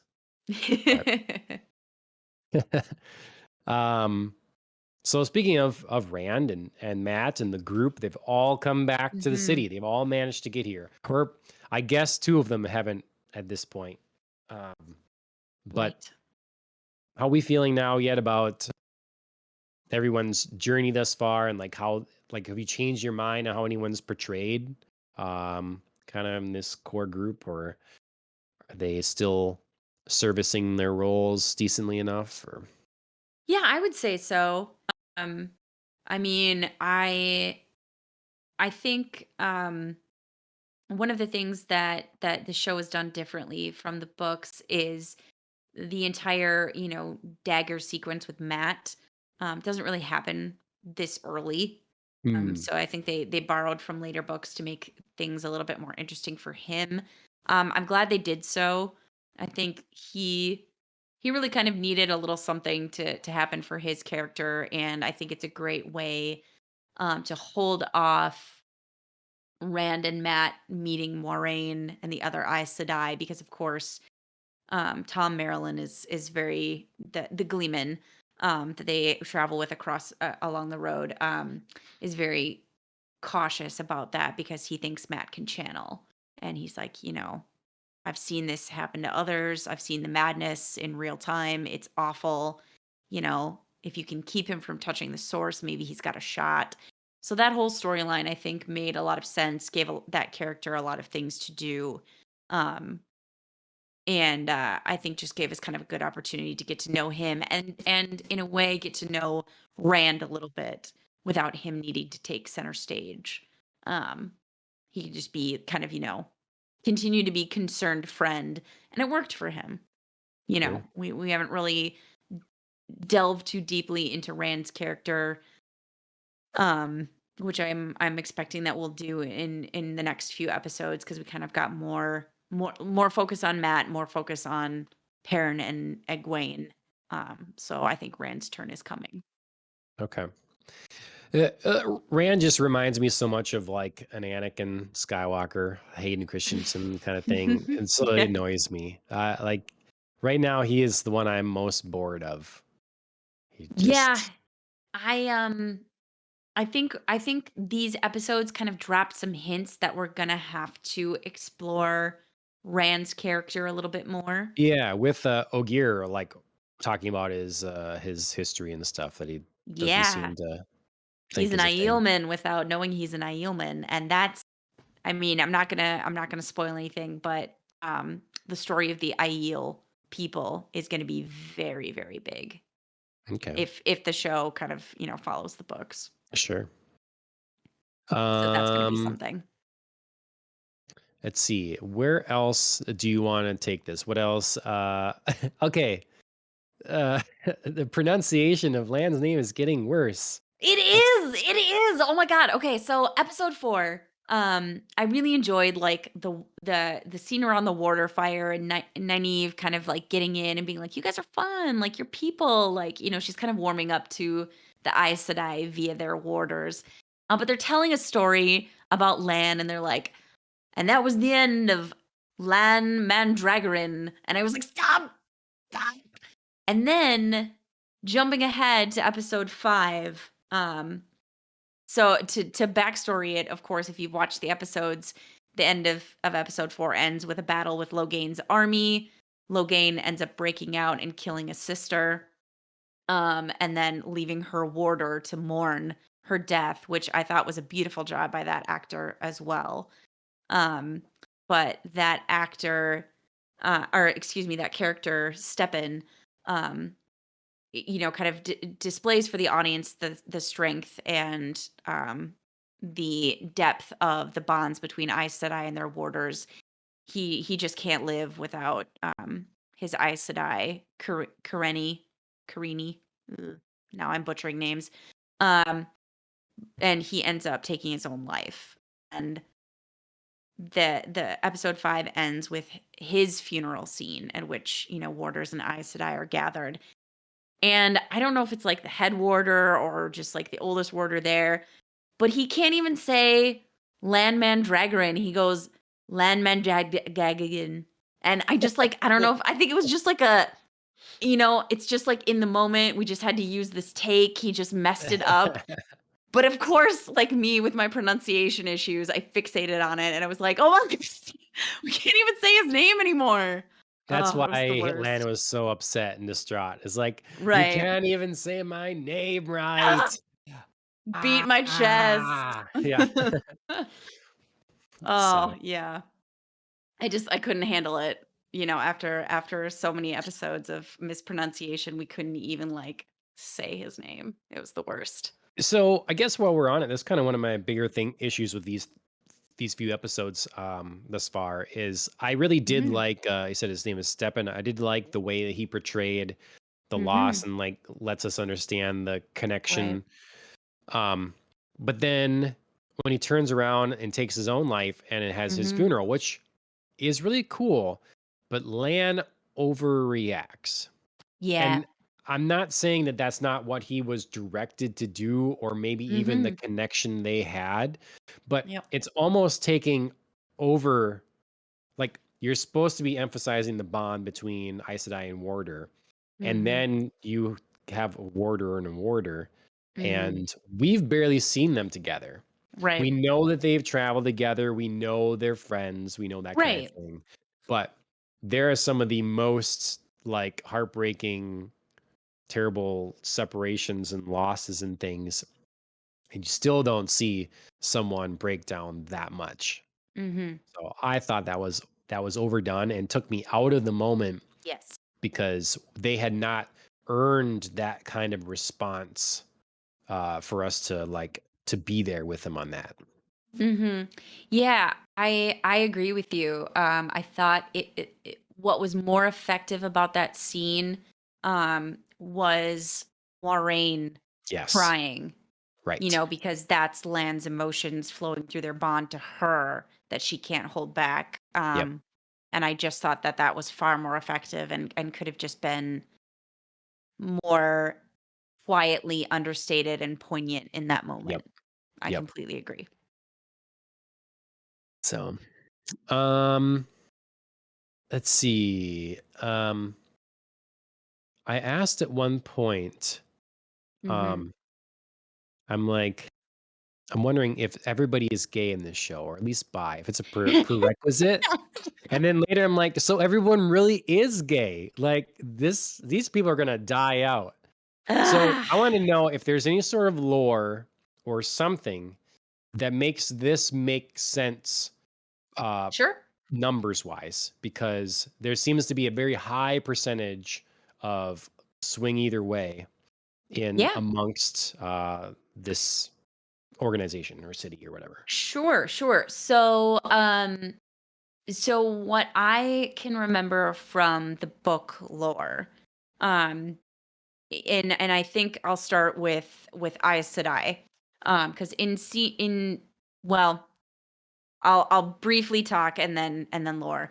So 5, we get introduced to the White Tower and we get introduced to the Amerlin seat, Siwan Sanche. Um, Pretty big pivotal moment. Of course, she's kind of, the head of all Aes Sedai, and she kind of brings the hammer down for everything that's been happening on the road and with Logain. And then we see in a later here she is, Siwan Sanche, for those who are watching.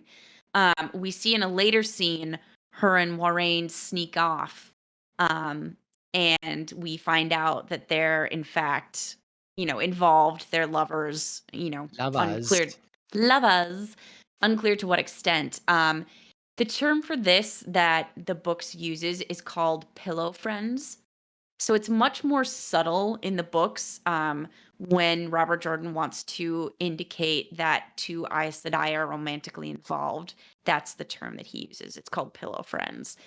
Um, and it's fairly Kids common. cartoon, Saturday morning cartoon. Pillow Pillow friends. friends. It's fairly common in the tower, of course, because there are a lot of women around. But it's not, total. It's not every Aes Sedai automatically is gay.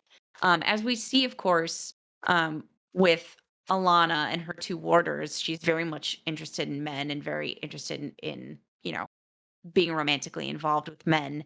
Um, to shift to the warders, it's definitely played up in the TV series that her two warders are involved with each other, and Lan and Steppen make a joke about Alana offering to bond Steppen after the death of his Aes Sedai.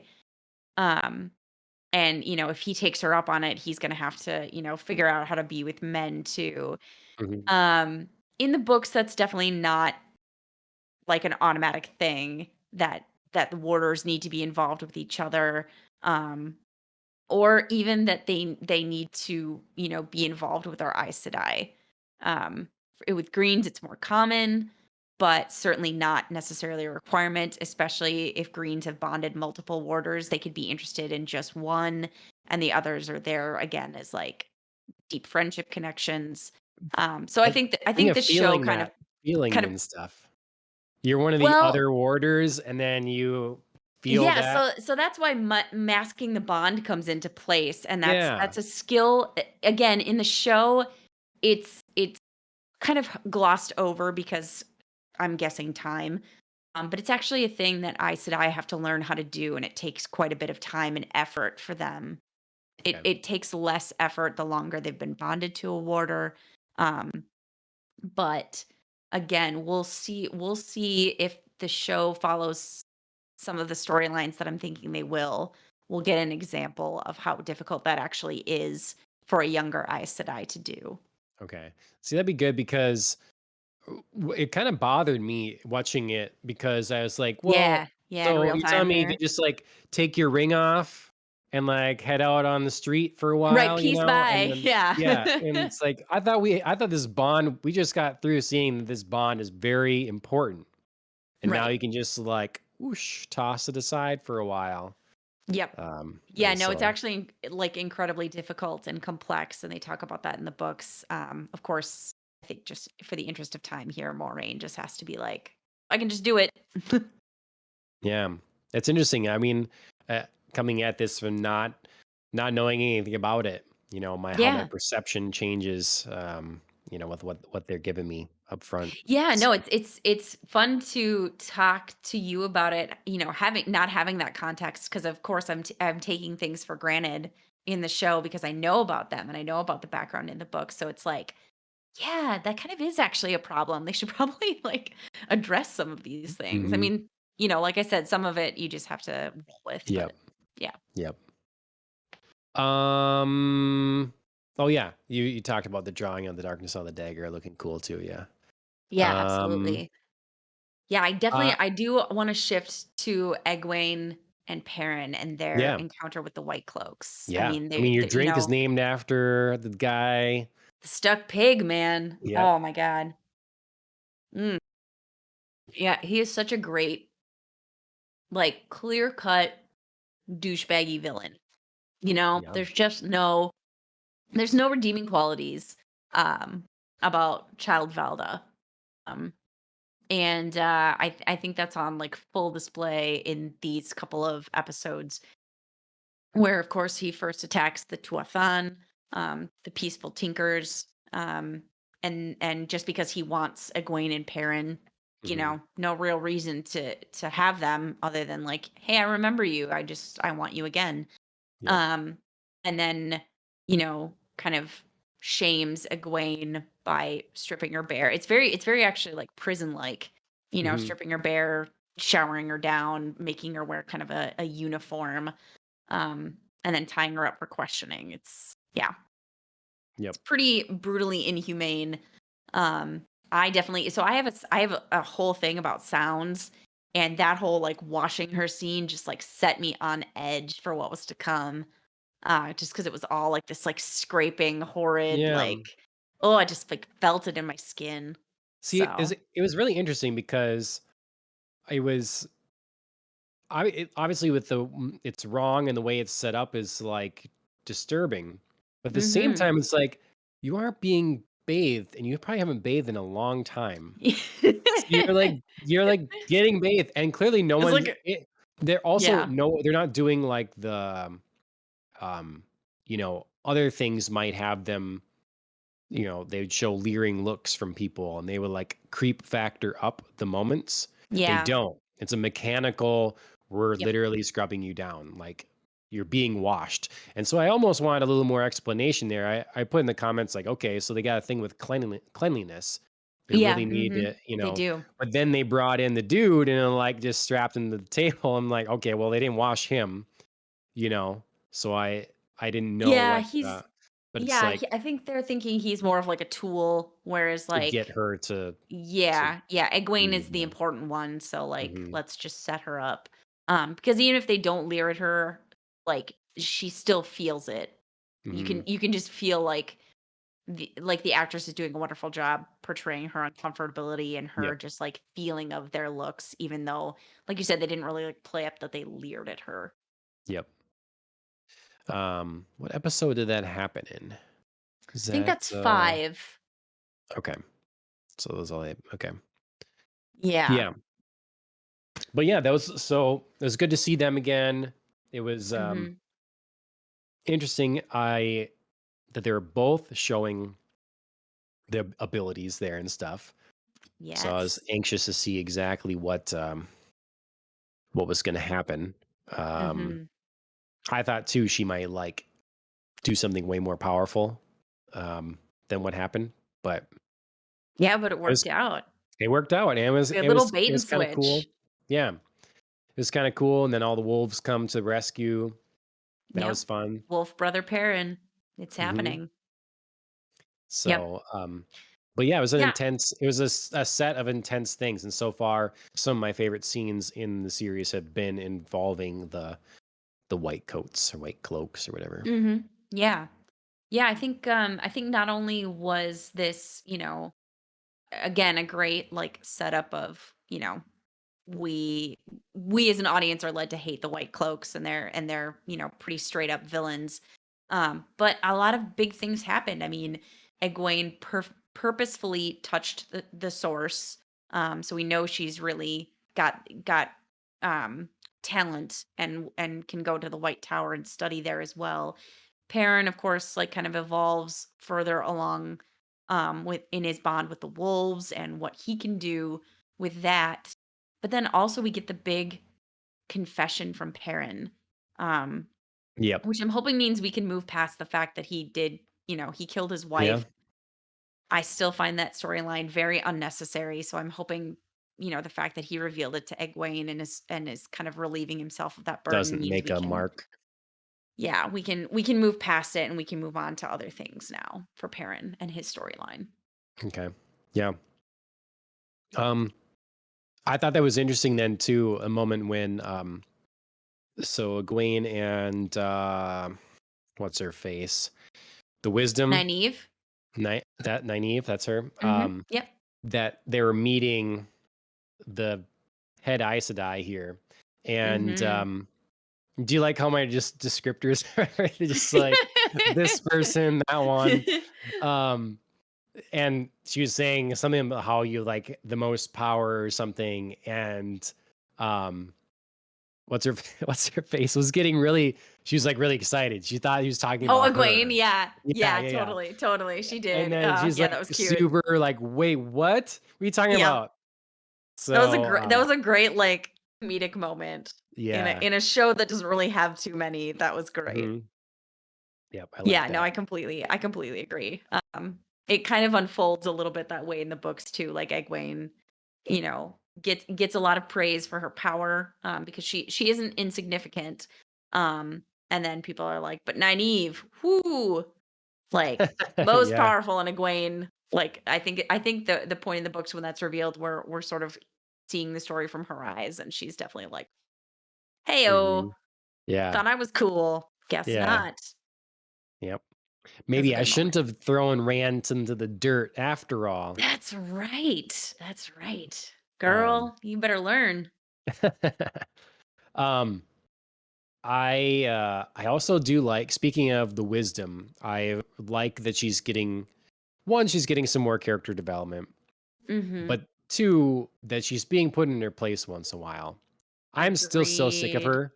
So Yep. when the head Aes Sedai is like saying, "Hey, do what you want. You can choose to like rise to this occasion or not." Like Mhm. the wheel doesn't give a shit about what you feel right now. Like Yep. how what this is what you got coming at you. So Yes.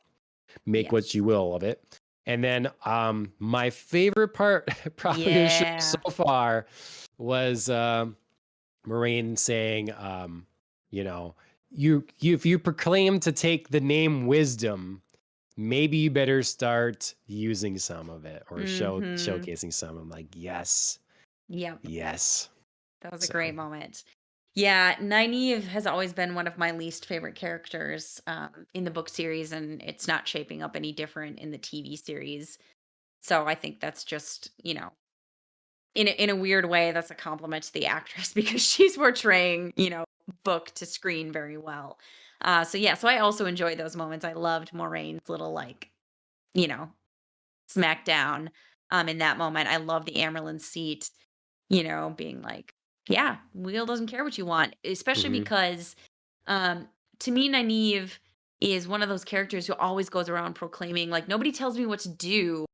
But then she seems to really decide for other characters what they should do, when she's kind of Mm, like they're listening to the Emerald Seed and Egwene is very interested in what's going on and she's like, "Oh my god, what can we do?" And Nynaeve is like, "We don't know what you're saying, like Egwene and I are going to go." And it's like, yeah. "No, you want to go." So you're Mhm, using the excuse of like Egwene should go and I should go when really just you want to go. So mhm. I yeah, you know that's always something that's bothered me is, like, she doesn't want people to tell her what to do, but then she's like, "I'll tell you what to do, though." Yep. I mean, I understand these people being upset or concerned that, Moraine is not telling them everything that's Sure. truthful maybe or is keeping some things. But Which if I we was see her, as an audience for sure. yeah, I would be turning around though and being like, "Look, this is a big city that you can run into trouble quick with the Mhm. situation you're in. I'm telling you what I know and can give you and to help you out. If you don't believe that and you want to hunt around for your own like rundown of the current political landscape here and what's going to Mhm. happen, go for it. Like have fun with that. Because I Mhm. understand coming into something and like only getting one person's perspective and being Right. like, do I really want to judge everything based on this? Maybe this person's being completely deceitful, but that's all you have right now. So you may Mhm. be better just like play it easy, find out a little things here and there, and don't Mhm. automatically assume that you're gonna get the knife in the back or something like that. Like you just, Mhm. I don't know. The being a little unreasonable here Yeah, sometimes with that. I I think. I agree. I mean, like you said, there's I think nothing wrong with a healthy amount of suspicion and skepticism. Like you said, they've only encountered Moraine. She freely admits like everybody's got their own agenda, Yep. people want things. She's a person, she wants things like there's no harm in discovering if what she wants and what you want don't match up. But she's never like deliberately steered them wrong or done them any harm Yep. or led them into a terrible situation. So, until the moment that that happens, I think, like I said, be skeptical, totally fine, get some more information, make your own conclusions, but don't, automatically assume that she's out to harm you and like everything she says you should do the opposite of. Yeah. Because Yep. she's really been quite helpful to the group, and I think Nynaeve just sort of like willfully ignores that, and that's always been one of my issues. Also, I don't think I'm giving anything away here. Um, I know that part of her issue with Moraine is that she and Moraine butt heads over Lan. They hint at in Mm. season episode 5, of course, that she's fallen for Lan, because her first display of touching the source is to heal him in the cave when Logain does break free of his cage and attacks them all. And it's a pretty spectacular display. And everybody else takes note of that, the fact that she like freaks out because she thinks she could lose Lan. Yep. So I know that that's another source of tension, but it's not anything Moraine can do anything about. Hmm. He's been her warder for a long time, and if you've fallen for him, like, great, that's nice, but there As, it's an I was here first situation. as long as I don't have to spend more time with you, like you guys have Yeah. your own whatever. Because Yeah. yeah, I don't want to deal with you. That's for sure. Yeah. Yeah. Yeah, because I was pretty disappointed when Matt was clearly in trouble and stuff, and she's Right. just like, "Nah, we're just we'll be fine. I'll Got give you my some herbs tea, going yeah, on. and we'll go back to Two Rivers." And it's like that's pretty irresponsible. Not Yeah, really. that was another situation where, Nynaeve presents like this is what's best for Matt is for us Yeah, to go back to the Two and Rivers, it's and it's really really what I'm she wants. scared. Yeah. Yep, I'm Hmm. scared, I'm hiding, so I'm pretending that I'm acting in the best interest of somebody else to Yep. so that I can have an excuse to do what I want. Yep. So, yeah. Um, do you think that everyone in the Jedi Council, bought the idea that The Jedi Th- Council. that the what's her face, the queen is Amaryllis Seat? Amerlin Seat, that she is punishing Lorraine here with exile. Do you think that No. everybody is like, okay? Because No. I was like, I wrote in my comments like, okay, so you were gone and I didn't know what you were doing and you wouldn't Mhm. tell me. That makes me mad. So I shall punish you by sending you away Yeah.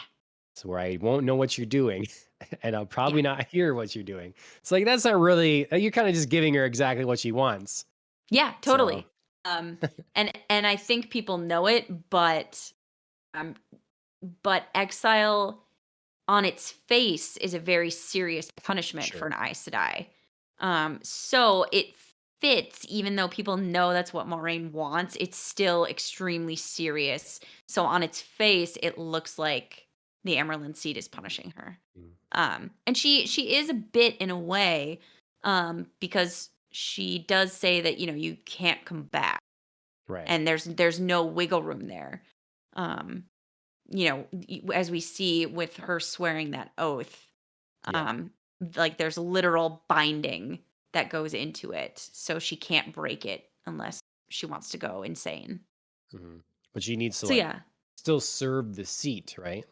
Yeah, yeah, absolutely, but she just can never see, and then, of course, She it's can it's a step foot punishment. in the city, right? Yep, it's a punishment not only for her, but of course for her and Siwan Sanche because they love each other. Yeah. They're basically like out loud realizing we're probably never going to be together again. Yeah. So like, did that have to be the punishment? Um, Couldn't it it be like, could they work it out did. like it It did? did. Yeah. Yeah, because it's Couldn't the only way to get Moraine the freedom she needs to go with the group while also appearing to punish her, you okay. know? And I Because otherwise, assume I mean, what was she gonna do? Like, there's I don't there's know. physical punishments that they can do. Spankings. Um, that's actually a real legit thing. They call it birching, and it's Okay. publicly birch whipping a sister. Is kind of one of the again more shameful things that can happen. Um, but yeah, no, exile, like I said, achieves their ends. Um, Yep.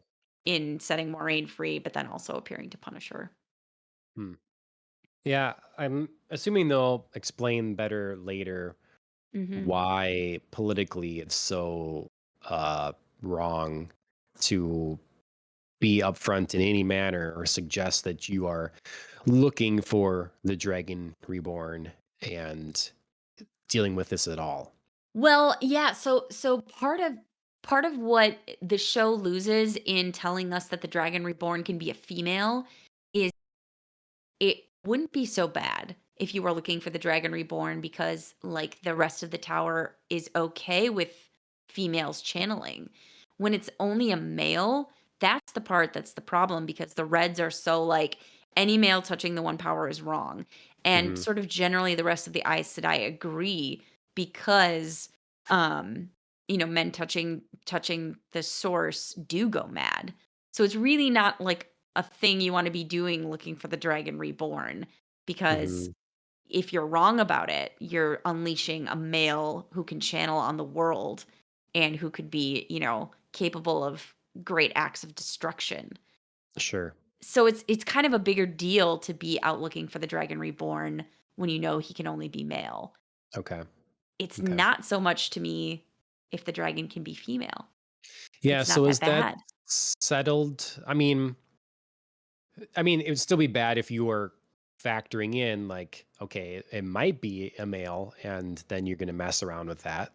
Right, But right. It just I I think mean, loses some of its punch, when you say like, well, what if the dragon is female? And then there's still the chance that the dragon could be breaking the world instead of remaking it. right. Um, but it's less risky because everybody thinks it's okay for women to channel. I like that, kind of moment where they're talking about the prophecy and stuff or whatever. And it's like, this is very old. It's been rewritten and Mhm. retold many, many times by many, many different people. Like, we don't know what it we don't know what this is gonna be, Mhm. you know? So, if that kind Yeah. of thing was, like, agreed upon more, then it could all relax, and I mean, obviously, there's a fearfulness to that too, like, the unknown, like, it could be anything, but then at the Mhm. same time, it's like, well, we're just looking for knowledge here and to figure out what's going on because we don't know. Right. Yeah, yeah, there's some conflict here, of course, because Maureen and Siwon are two sisters who were present at a foretelling by another sister that the dragon reborn was indeed born at that moment. So they sort of are like part of the secret club that has knowledge that, hey, dragon's being born right about now. So we know how old the dragon should be. But then they sort of like undercut themselves and they're like, God, what if it wasn't real? Right. Um, which I sort of wish the show would have used like maybe a flashback at this point to like underscore, Mm. and maybe they'll What do it at went some on point. there? Yeah. Yeah, exactly. Because in the books, the sister that foretells like the dragon is being reborn at this moment immediately collapses and dies. And it's like Mm. kind of gives a little bit more weight to the fact that she's Yeah. like experiencing that the dragon is being reborn. Yep. Okay. Hmm. Well, there's a lot that happened in these episodes. I feel Yeah. like I'm like, I was thinking, well, we should tackle the latest episode too, or whatever that just came out. But it is a lot already, and I feel It like is. hopefully we're not skipping over too much for people, or we're missing out on talking about something that they really want to hear about. Like, why aren't they Yeah. talking about this person? I think just to close out, if we're wrapping up our discussion, episode 6 leaves us on a pretty big moment again. Um, Moraine's newly exiled from the tower. She meets up with everybody. Everybody's reunited at this point. All of our original four, Hmm. super friends, and Nynaeve and Lan and the Ogier, Loyal, who's on screen right now. They're all going to be undertaking a journey, a very dangerous journey through the ways, um, which are, sort of supernatural traveling paths that can get you from A to B much more quickly, than traveling in the real world, but they're also more fraught with danger. So we're stepping into this journey with everybody, and the ways close without Matt being inside. Yeah. I mean, this is a pretty big separation here. I mean, we've Yeah. had our four be split up before, but they each had a pair and they all had a goal. They all knew where they were going. Matt has nothing. He's stuck in a field, left behind. I mean, pretty much seemingly by his own choice, but he has no idea where everybody else is going. So it's not like he Yeah. could meet up with them if he wanted to. Unless you're the wisdom, you just track them. Yeah. This might be a little bit harder. Okay. But Yeah. yeah, no, I just so I'm sort of really interested to see where they're taking that piece, And I have a couple of theories about who might be coming back and who might be helping Matt, um, and what he Okay. might be doing next. But I think it's a good cliffhanger for the show. So what you're saying is that the Fellowship is united to travel across the mines of Moria I to know. find the Did you love to my find the comment? one. I did see It's the very mines, Mines of yeah. Moria up in Yeah. there. Mhm. And the one might corrupt you. Yeah. Like, touching it might corrupt you. Yeah. Well, I mean, we've Mhm. already we've already got corruptive, daggers and whatnot. Why Yeah. why not have some rings in here too? Poor choice And I by Matt, do. I think probably. Yeah, I think so too. But we'll see what the show's Yeah. gonna do with it. Mhm. And also to shout out to fellow book nerds, there was a brief cameo of a very important character. Um, Padden Mm. Fane was back, and if you'll remember him, he was the traveling. Uh, oh my gosh, I can't think of. I'm only thinking of Tinker right now. But in the very first episode, um, he's Oh, the I did, yeah. yeah, the merchant. Merchant, thank you. Oh my gosh, I just like Yeah, could I not thought get that my was head around him. that word. Yeah, he was Yep. in the city. Yeah, I thought, yep. Mhm. Yeah, he's got quite a part to play again if they're sticking to anything from the books. So I was happy to see him. I know a lot of people have been commenting like where's Patton Fane, and there he Mm. was. Is one thing I really liked about some of these episodes is the shots of the city.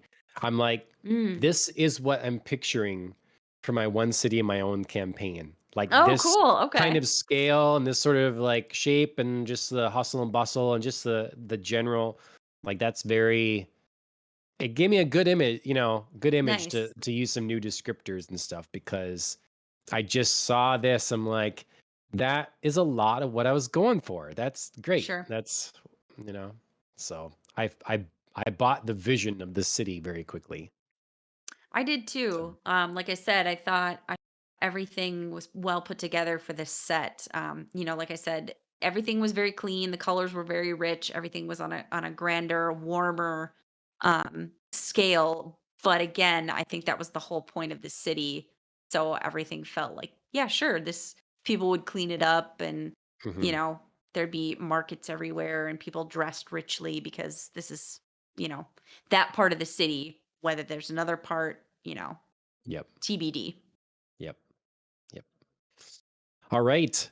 So, there we have it. That's Wheel of Time, Mhm. episodes 4 through 6. Now streaming on Amazon Prime. Episode 7 Mhm. is currently available. Indeed. So everybody watch that now. We'll be talking about episode 7 and 8 for the finale wrap up and stuff in a couple weeks.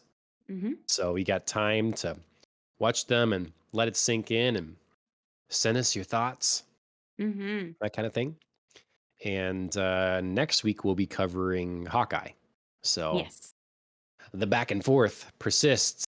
Um, Anyways, that'll about do it. You should follow us here on Twitch and Twitter, YouTube, Facebook, all that kind of thing. Please leave comments and share and like. Podcast directories. Take your favorite podcast directory of choice and leave us a review, please. We are going to be doing now.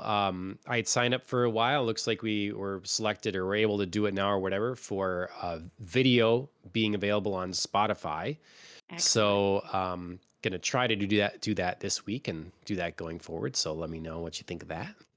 Um, Killing the Flower, they are responsible for our theme song, so you should give them a follow on Instagram, YouTube, or Spotify. Download their tracks, take a listen. We thank them very much. And that'll about do it from us. Andrea, thanks again for joining me. We'll see everybody next week. As always, your faithful co-host. Cheers, everybody.